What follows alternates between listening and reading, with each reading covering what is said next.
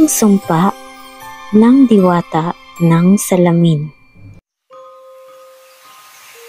Sa bayan ng Maracuyo, may isang dalagang ubod ng ganda, si Elara.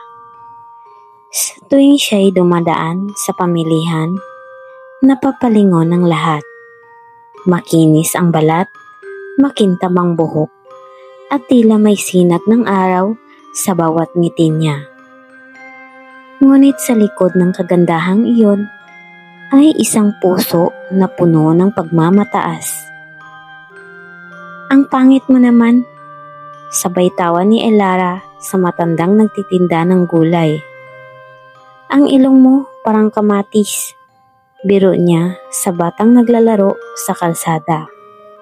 Para kay Elara, ang mundo ay isang salamin at tanging maganda lang ang karapat-dapat tignan. Isang araw, habang naglalakad siya sa tabing ilog, napansin niya ang isang dalagang marungis at pangit. Halos kapantay lang niya ng edad. Lumapit si Elara, may halakhak sa labi. "Hindi ka ba nahihiyang humarap sa tao ng ganyan ang itsura mo?"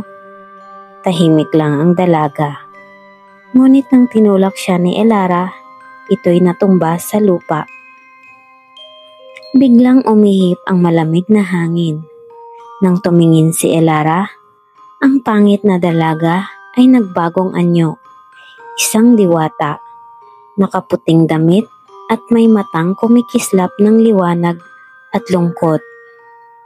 "Ang kagandahan mo ay balat lang ng kaluluha. Simula ngayon, tuwing magmamalaki ka at mang-aapi, ang ganda mong iyan ay unti-unting maglalaho.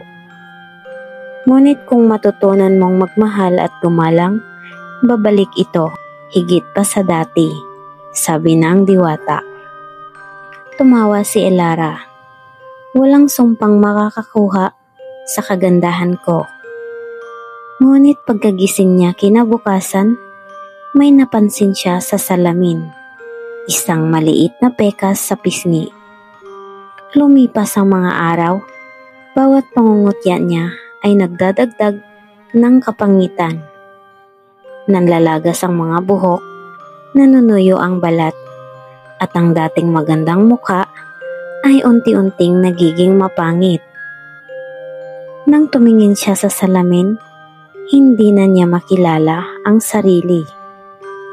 Dahil sa hiya, hindi na siya lumabas ng bahay. Ngunit isang araw, may batang umiyak sa labas ng kanyang bakuran, gutom at basang-basa sa ulan. Sa kabila ng takot na may makakakita sa kanya, binuksan niya ang pinto at pinakain ng bata. "Salamat po ate," ngiti ng bata.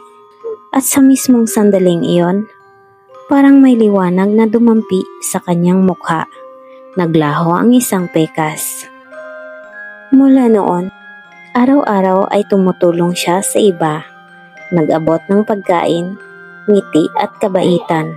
Habang lumilipas ang mga araw, unti-unting bumalik ang kanyang kagandahan. Ngunit ngayon ay may kasamang kababaang loob. Isang gabi, muling lumitaw ang diwata sa kanyang panaginip. "Ngayon, tunay kang maganda," wika nito. "Dahil ang ganda ay hindi nakikita sa salamin, kundi sa paraan ng pagtingin mo sa kapwa." Pagmulat ni Elara, ngumiti siya sa sarili sa salamin, hindi dahil sa mukha niya, kundi sa puso niyang natutong magmahal at umunawa.